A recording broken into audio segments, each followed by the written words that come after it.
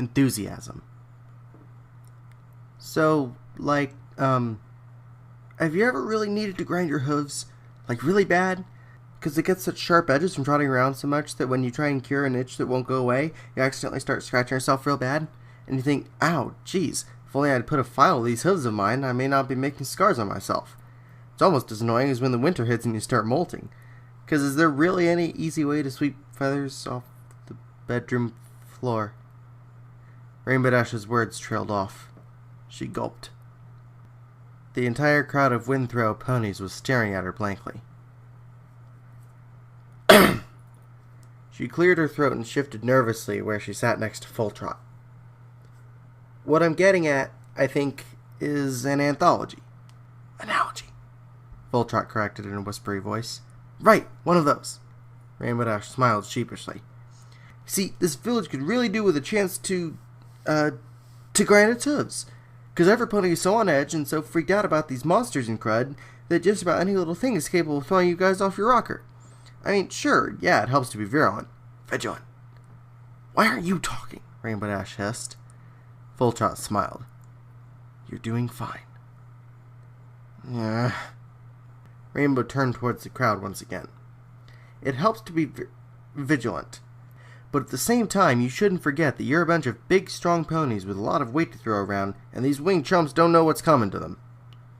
Ugh, Slade's deep face huffed. This is a waste of time. Exactly! Rainbow Dash smiled. She turned to see Full Trot's frown. No! She spun and barked at Sladesteed from afar. It's not a waste of time. Hear me out. Ponies have died trying to ward off those creatures from the top of the mountain, Sladesteed said, glaring across the crowd at her. I can't see what a Pegasus from Equestria could possibly know about what we've been through. And I'm telling you! Rainbow's voice cracked as she spoke louder. They're not on the top of the mountain. There's nothing on the top of the mountain but the mountain.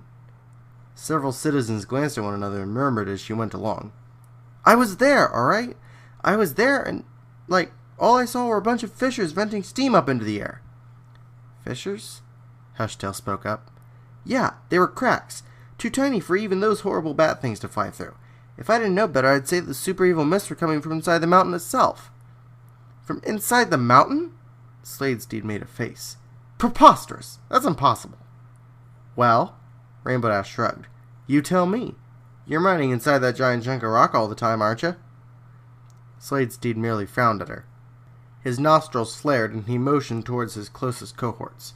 Come on, brothers. I should have known better than to have called this meeting.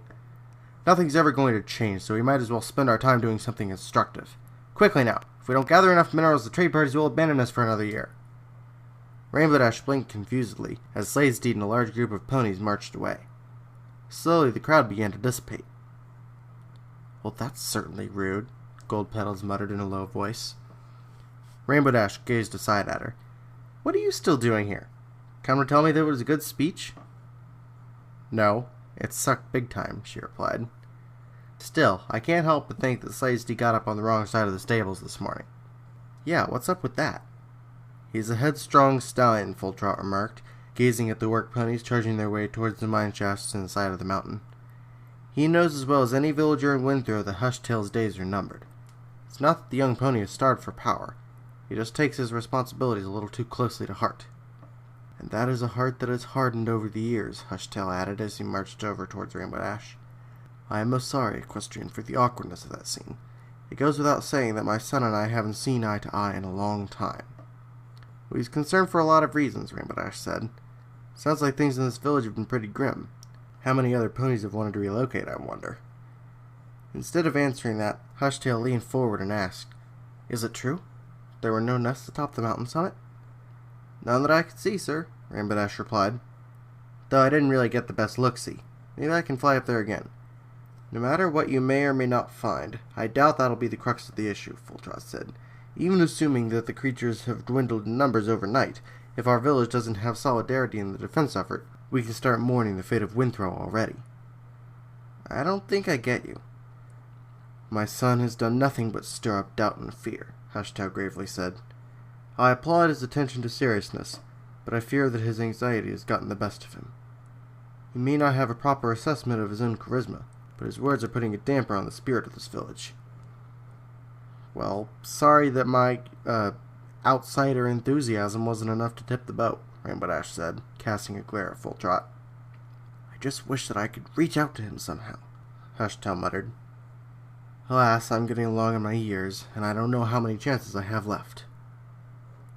Rainbow Dash glanced over at Gold Petals. Gold Petals squinted curiously from beneath her hood. With a determined breath, Rainbow Dash smirked at the two elders. Perhaps, then, this is a chance that I should be taking up. And she trotted at a brisk pace towards the mine shaft.